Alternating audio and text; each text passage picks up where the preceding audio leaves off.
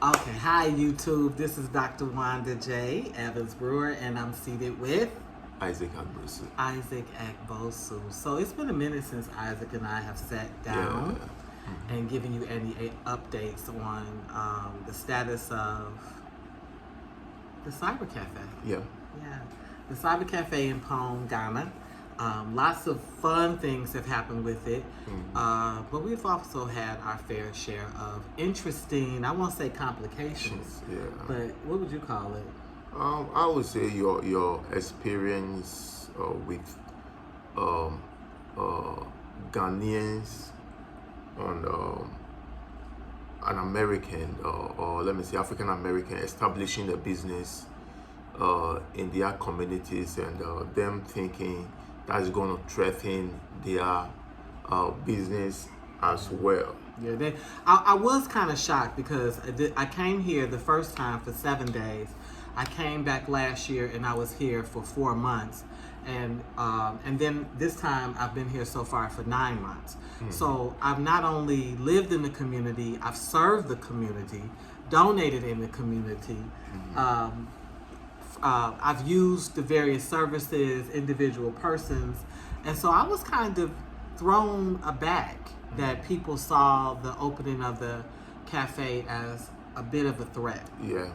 And it wasn't so much the people, it was specific people that I actually have been good to. To them, yeah. People you've supported financially, people you've supported them or, blessed them in so many ways during the COVID. Yeah. You were in America and you were sending monies for them to be blessed with rice, water, oil, soap, and other things. And I was a little bit shocked when I saw, I experienced it. I was like, it looks like, all these people around this community who have been laughing with you and all those things, think you are coming to, or shut down their businesses with you opening. They wasn't sure what cafe. to do with me. Yeah. Like they saw Cyber Cafe, and they really didn't know what does that mean. Yeah, I think you're right on that. And I was shocked the first time when someone asked me, "Has your wife opened the shop?" And I was like, "Yeah," but I was like the person because she has a shop, so I was a little bit shocked. She was asking me because this is not somebody I've ever seen even passing by when we were working on the shop. Yeah. Well, they tried to avoid passing by, and even when they pass by, they're always busy. These are people who, when I was passing their establishments, wanted to stop and engage and sometimes even share a plight. Oh, my son is sick, with malaria, or such and so's parent has died, and so that we're collecting money for funeral. Like all of these things was a regular kind of conversation, and now it's like. And you remember I came to you and I was like, this lady that you supported, she has a shop just closer by Provision shop. Or I don't know if we say Provision store. Do you people understand what? Well, they will. It's just we would call it a corner store. Oh, okay. Yeah, it's just a corner store. And I passed by a shop and her demeanor was like, so I was like, no, it looks like this lady is not happy. You establishing something of that. Yeah, so, but Isaac came back and told me he didn't think she was that happy. Yeah, you could see clearly on the Cyber Cafe what will be done there. And listen, and even the drinks I'm selling is nothing any of them are selling. So they sell pop, I don't sell pop. Yeah, they sell water, I'm not selling water. Yeah. I'm not selling this stuff. He makes 100% pure juice. Yeah. I'm selling iced coffee. I make it on Sundays. I do banana splits. I do his pure juice. I do herbal teas. So hibiscus. Hibiscus, yeah. And ginger. Our hibiscus, we have packaged it in a different way. So like everything we are doing is unique. It's unique. Even the landlord talked to me and she was like, we thought you people are going to open a cyber cafe, help the children around this place, but you are selling drinks. Meanwhile, I have a bar here that sells drink. I said, everything that we are doing here, nobody does it. Even your bar should come and buy our juice and serve to their customers, because we have Wonderland's juice that nobody has in Ghana. And listen, yeah, the helping the children, he'll tell you, the biggest supporters of this cafe have been the children. yeah, Because they already knew me. I've already been extremely good to them. I keep puzzles, Legos, crayons, coloring books, literature. All of that is at the cafe. Ludo. They go, they come, they go to the side, and if you come back by the cafe, it's full of children doing academic engagement, some sort of creative engagement. So we haven't gotten to the cyber portion, the technology portion, because we still don't have our electricity. Yeah. But other than that, there's nothing but healthy child engagement. I'm a 33-year educator. I have no intention on having children sit with me and be idle and not put their brains to work. So it was really her being threatened by the fact that, yeah, we're actually getting people who come across the street and get a nice cold glass of lemonade, that there are people who come and they look forward to their iced coffees. And there's no big sales here going on. We're not, believe me, we're not about to buy land off of what's happening at this cafe. No. But it is a beautiful kind of exchange to see them trying something different and enjoying it. Yeah, that is it. I thought of this, like, you want this woman to come and spend monies on your children, the community. You are fine, you are happy with it. But you are not happy to see this woman establishing something. I just look at the amount of money she spends on the children. No, she doesn't make it on the shop. So I was like, you are not happy to see this woman establishing something that has nothing to do with anything that you are selling. This is what I get from it, and I've said this to Isaac. It's like the American girl can spend her dollars here, okay, and people will send messages to him. Tell him such and so had a baby. Tell him I lost my money for my shop. Tell him, so that he will come and tell me, so I can use my U.S. dollars to solve a problem. But I don't have the right to establish something where they have to spend their CDs with this U.S. girl, even though I'm living here. I'm the same thing they're eating, I'm eating. When they eating tuna, I'm eating tuna. When they eating fufu, I'm eating fufu. So I don't get how do you, or are you ever accepted in the community just as a community figure? Because I'm definitely not functioning as a politician. I'm not here as an artist. I'm not here as a celebrity. So, I've never seen, for me, coming from a grassroots background, I've never seen anyone come amongst the people, live amongst the people, share amongst the people, and still be treated with just a bit of isolation. I'm not used to that. Yeah. Like you told me when I got this new apartment, like you were like, you would like the old place. You have to go through a whole lot. You sharing bathrooms with people and all those things. But you were happy because like you were able to see people. You were happy. You were seeing goals and all those things. And they're like this place has a wall. So I really kind of like this is where Ghanaians would love to stay. But you were like no. You want to be in these compound houses. And he hasn't been to the U.S. If you grew up in the U.S. and you had a grandmother or you have elders, you have a big mom, we look out the window.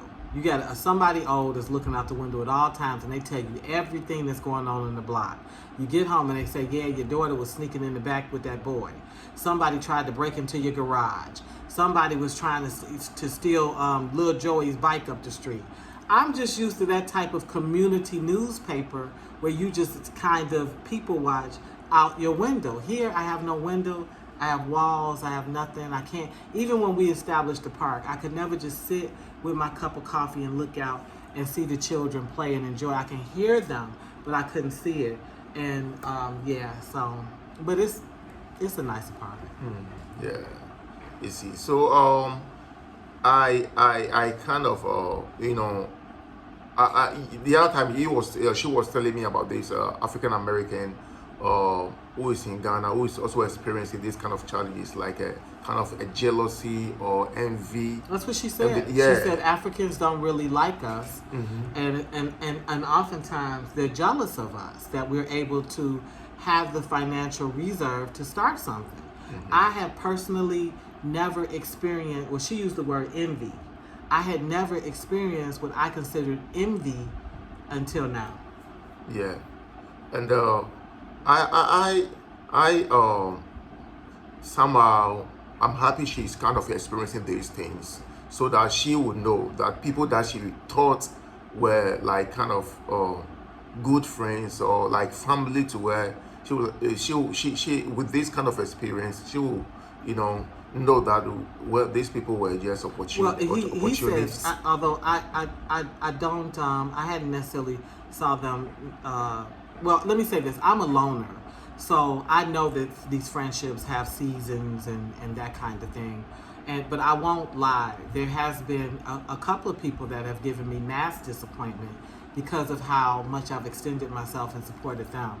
But at the end of the day, for every insult or injury, God has replaced it with just a lovely, lovely spirit. So, again, the children, both the little ones on up to the teens, have been beautiful. And so I haven't missed a beat. My daughter has stepped up and she sweeps, and she's been a good friend and a good partner for me.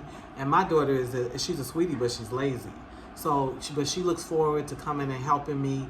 So I have to shift that energy and accept what has been exposed, which is, yes, a lot of these people who seem to like the doctor and have very sweet things and kind things to say have been no-shows, non-supportive, have not come and bought so much as one cup of coffee, one cup of tea. But I will not speak to abandonment, because I've been selling coffee and I've been selling tea because, other people have come. For the first time, when she introduced me to iced coffee, no, I don't really like coffee. Every morning she sip coffee, but she knows I go for my hot chocolate drinks every morning. And one day she introduced me to iced coffee at Palace Mall, and I really love it. So when she started selling them here, people have started loving it. Yeah, for the iced coffee, kids. That we don't know what's that iced coffee. We don't know. So her introducing it is like kind of people are like really loving it. The entire place where we live, people don't sell even coffee. Somebody came to the apartment after I had shut down and asked for iced coffee. Yeah, iced coffee. It's like I said, I don't serve after I shut that shop. If followed to this person, like if follow us to this person, like I'm coming to buy iced coffee.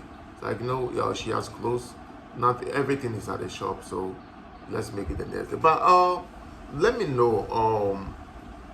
When I heard you saying it is not easy to establish something of this sort in the United States, I was surprised. Like, what stops you from establishing something of that sort? The first thing that stops most Black Americans is financial resource. It's Black Americans, not. Well, we tend to have the minorities.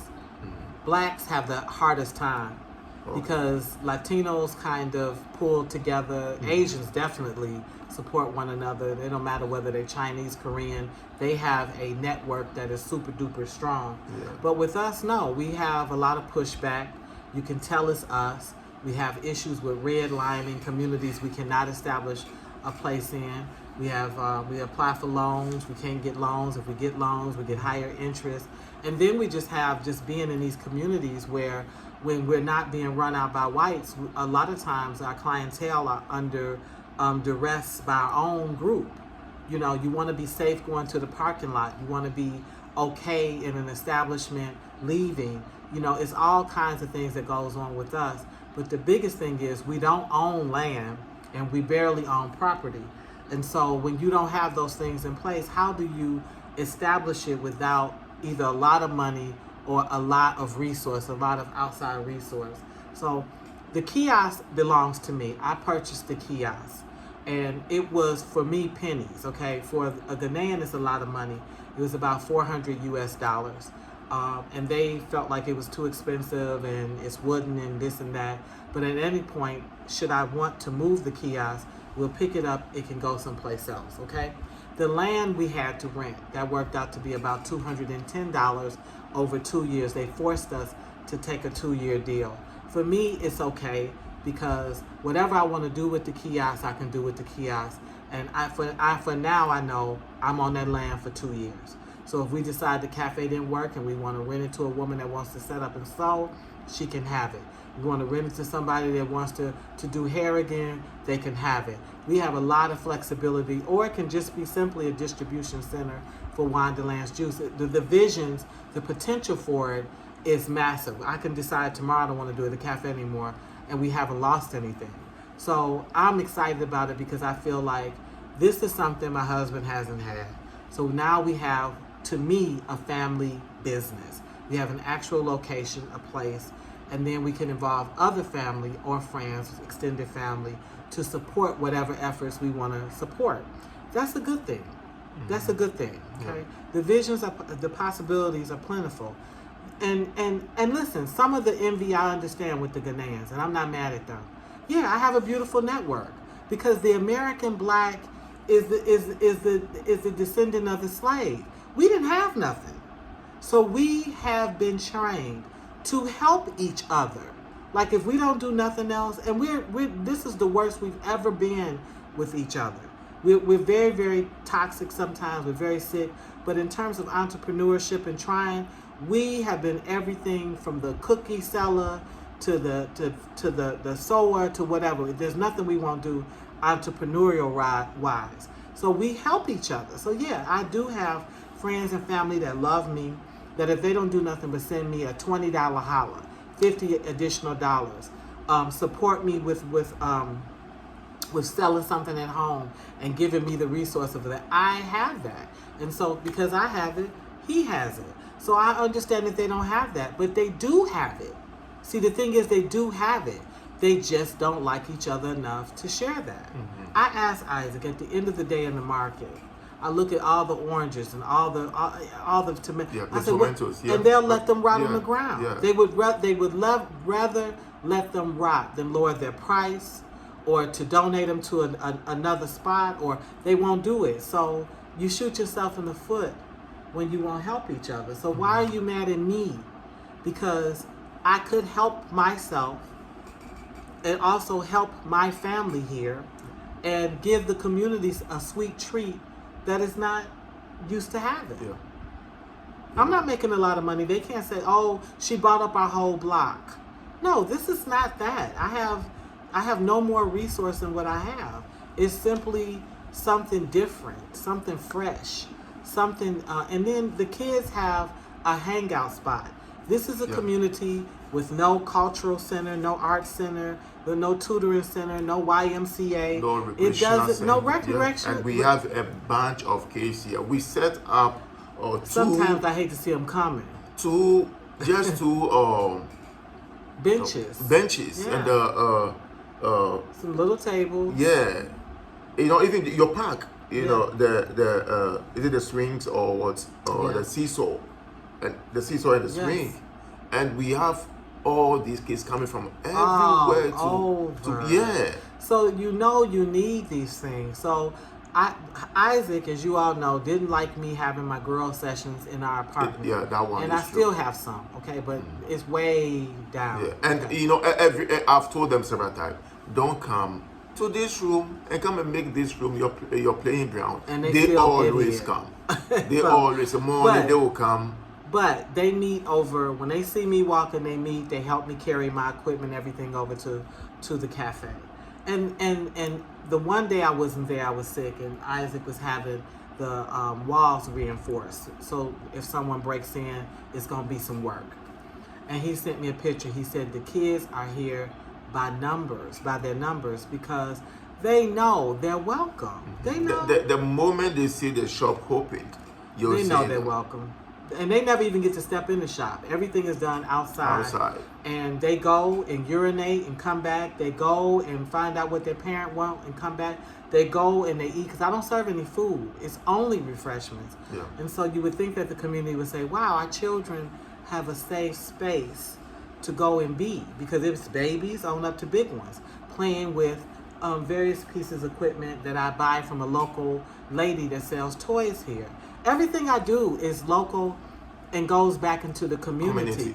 Yeah. And they still saw me as a threat. I must confess, she taught me that, like, you know, we it's good to do business. Circulate the dollars in your community. So you strengthen your community. I hardly now go out to go and buy something unless, you know, we don't have it. Yeah.